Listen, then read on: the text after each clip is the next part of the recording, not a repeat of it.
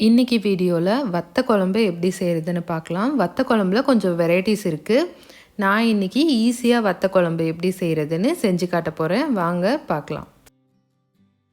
Stove on பண்ணி கடாய் வச்சுக்கோங்க. 1/2 cup அளவுக்கு எள்ளெண்ணெய் ஊற்றிக்கோங்க. எள்ளெண்ணெய் நம்ம அதிகமாக ஊற்றினா தான் வத்த குழம்பு டேஸ்ட்டு நல்லாயிருக்கும். எண்ணெய் சூடானதும் கொஞ்சமாக கடுகு, 1/4 டீஸ்பூன் வெந்தயம், 1/4 டீஸ்பூன் பெருங்காயம் சேர்த்துக்கோங்க. 20 சின்ன வெங்காயம், 15 பல் பூண்டு, 2 வரமிளகா, கொஞ்சமாக கருவேப்பிலை சேர்த்து வதக்கிடுங்க. வெங்காயம் நல்லா வதங்கினதும் பழுத்த 2 தக்காளி பழத்தை அரைச்சி சேர்த்துக்கோங்க. தக்காளியோட பச்சை வாசனையெல்லாம் போயிட்டு எண்ணெய் நல்லா தனியாக பிரிஞ்சு வர வரைக்கும் தக்காளியை வதக்கிக்கோங்க.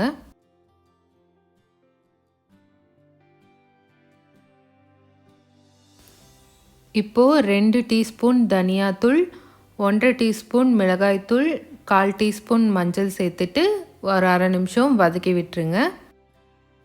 ஒரு பெரிய லெமன் சைஸ்க்கு புளி எடுத்துக்கோங்க.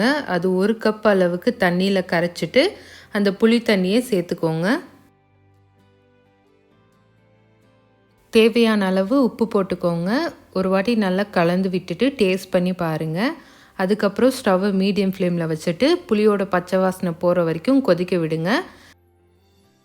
இப்போது வத்தலை வறுத்து எடுத்துக்கோங்க. நான் சுண்டக்காய் வத்தல் எடுத்திருக்கேன். இது நல்லெண்ணெயில் வறுத்து எடுத்துட்டு புளி நல்லா கொதித்து எண்ணெய் தனியாக பிரிஞ்சு வந்ததுக்கப்புறமா குழம்புல வத்தலை சேர்த்துக்கலாம்.